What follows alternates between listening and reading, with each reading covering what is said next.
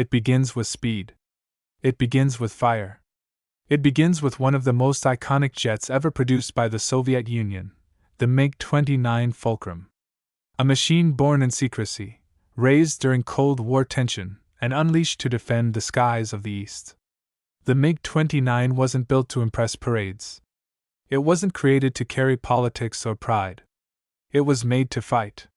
Designed in the late 1970s by the Mikoyan Design Bureau, the MiG-29 was Russia's answer to American air power.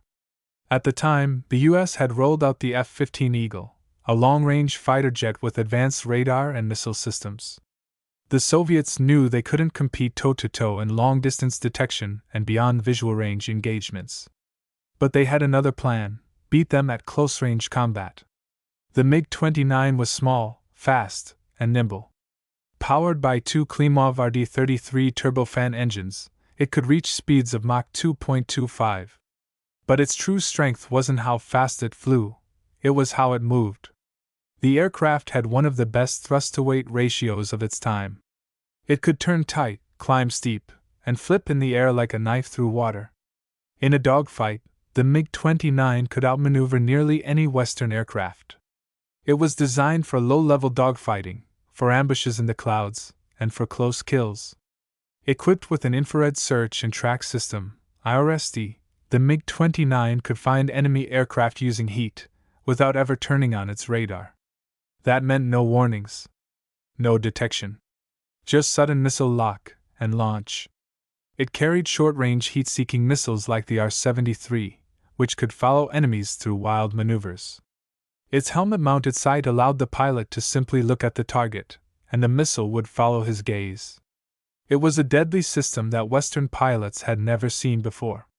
But the MiG-29 had weaknesses too. Its radar range was limited.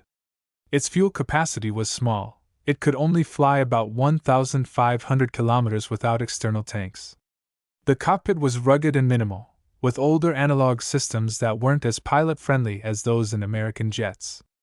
And while it was lethal up close, it struggled against aircraft that could detect and strike from far away. Still, the MiG-29 earned respect. It was flown by dozens of countries, from Iraq and India to Serbia and Syria. In skilled hands, it was not just a defender. It was a hunter. A warning to anyone who dared fly too close. But then came the F-15 Eagle, and the airspace was never the same again. Built by the United States and introduced in the early 1970s, the F-15 was more than just a jet. It was a sky killer. The U.S. wasn't interested in even battles, it wanted total air dominance. The F-15 was designed with one mission: not to lose.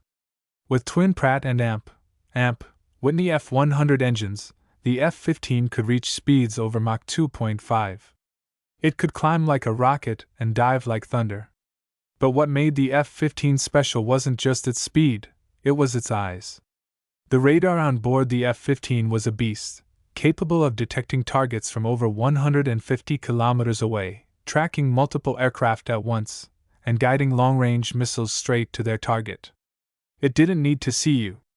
It just needed a blip on the screen, and it could kill. Armed with AIM-7 Sparrow missiles for long-range combat, and AIM-9 Sidewinders for dogfighting, the F-15 also packed an internal 20mm Vulcan cannon, just in case things got personal. It could carry up to 8 air-to-air missiles at once, ready to fire. But what truly gave the F-15 its legendary status was its combat record: over 100 air-to-air kills and 0 losses in dogfight situations. No jet in history has flown with that kind of reputation. Unlike the MiG-29, the F-15 had range. It could fly more than 4,000 kilometers with external tanks. That meant long patrols, deep strikes, and full control over vast airspaces. The cockpit was advanced, easy to manage, and designed to help the pilot focus on the mission, not on managing the machine. In battle, the F-15 often struck first and ended fights before they even began. But that didn't mean it couldn't dogfight. Its powerful engines and aerodynamic design made it deadly even in tight turns. Against older jets, it could outfight. Against newer jets, it could outthink. The Eagle wasn't just strong. It was smart. Now imagine them meeting, the MiG-29 rising from the treetops, radar silent, heat sensors searching. The F-15 soaring high above, radar locked, target acquired. The MiG tries to close the gap, weaving through terrain. The F-15 launches an AIM-120 AMRAAM. The MiG drops flares, climbs hard, dodges. If it makes it through, and the distance closes to visual range, now it's the MiG's world. It turns tighter, climbs sharper. The dogfight becomes a dance of death. One mistake, one stall, one missed lock, and it's over. But that's what makes this comparison so thrilling. The F-15 is the long-range hunter. The MiG-29 is the close-range killer. The Eagle is a machine of dominance. The Fulcrum is a machine of survival. They were never built to be the same, they were built to defeat each other. Over time, both jets have evolved. The F-15 has become the F-15EX, a modern monster with digital systems, new radar, and extended firepower. The MiG-29 has been upgraded into the MiG-35, with better electronics, missiles, and even stealthy features.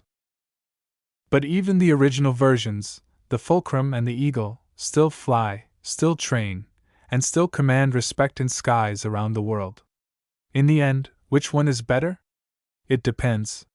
In long-range combat, with radar and beyond visual range missiles, the F-15 has the edge. In close-in, knife-range dogfights with helmet sights and heat missiles, the MiG-29 becomes deadly. On paper, the F-15 might win. But in the clouds, when the missiles fly and pilots push their machines to the edge, everything comes down to the human in the cockpit. Two machines. Two nations. Two philosophies of war. The MiG-29 was built to get close and fight dirty. The F-15 was built to control the sky and strike from afar. And together, they shaped the skies of a generation. Thanks for watching. If this face-off between Cold War giants blew your mind, smash that like button, subscribe for more legendary jet battles, and don't forget to turn on the notification bell so you never miss a mission. Which one do you think wins, the Fulcrum or the Eagle? Let us know in the comments below.